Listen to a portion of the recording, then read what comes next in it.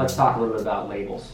For sure, and I think this was probably the biggest thing that I hear from our folks on the phones or myself or at camp before and after is these labels. And labels, they do a really good job of closing you off to a lot of schools that are out there that may be a really good fit for you and you just don't know it yet. So you're not going to be able to eliminate all labels.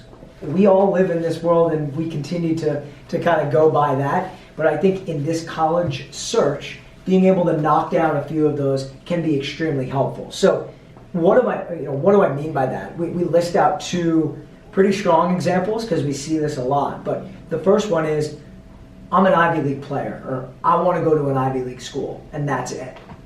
And obviously that's a really nice goal to have. But we list three here, Dartmouth, Harvard, and Cornell, that are very, very different schools from one another. They're in different geographies, the size of the school, what they have to offer. And so I think what you want to say is having these kind of steps in place to say what you're interested in will help you actually plug in, opposed to just saying, I only want to go to an Ivy League school. The second one here is the big one, Division I.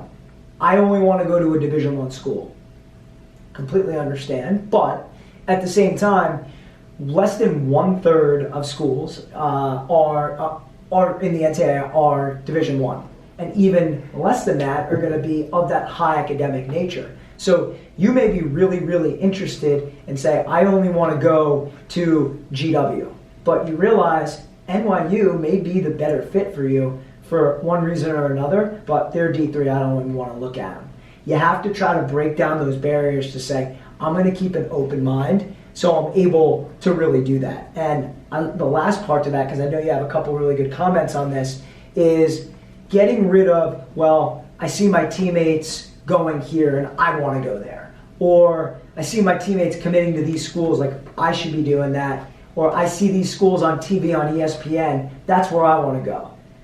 The folks that we're seeing are a little bit different than that. And we want to make sure that they're not just saying, again, and I always go back to this, closed-minded. This is all we want to be, and we'll talk about that. But that to me is really what those labels are. And I talk to a lot of student athletes and a lot of parents about this while we're at camp, before camp, after camp, etc. If a player comes up to me and says, Coach McKenna, I'd love for you to take a look at my college list because it's something I invite them to do.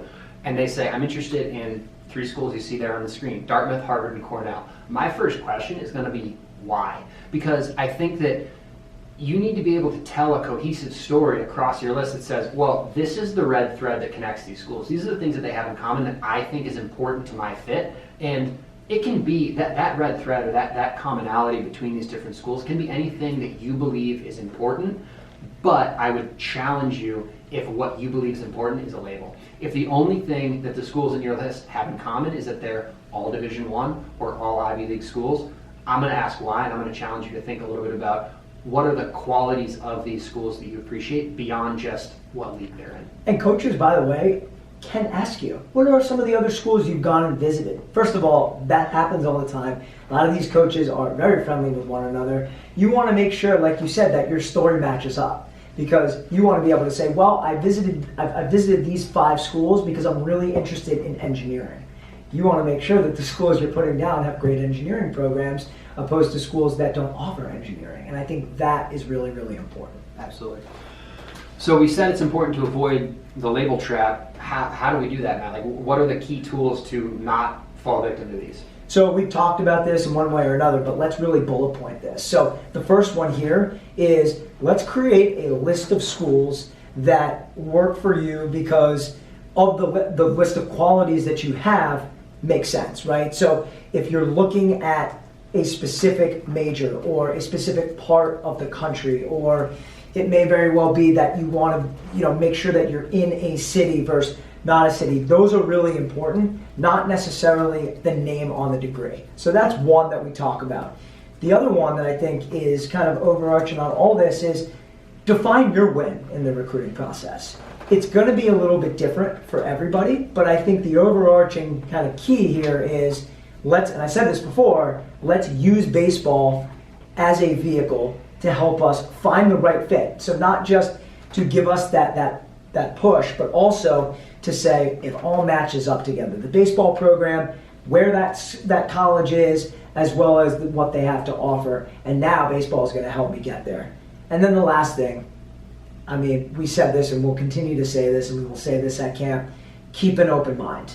Always keep an open mind. Don't shut the door, because you never know who may be on your radar. And the amount of kids that come to camp with a list and then they leave with a different list, I think is really, really, it's amazing to see. And they go off and they commit and they end up, doing really well at some of these schools. So I think, again, head first, we talked about how this can help. We can help you create a blueprint.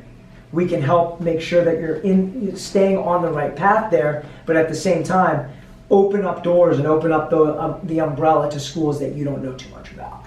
Absolutely, and I think that open mind point really can't be overstated. While it's the most important, I also think that it's one of the toughest For sure. to accomplish and really keep in mind. But it's a challenge that, going into this process, it's an important one to embrace, certainly.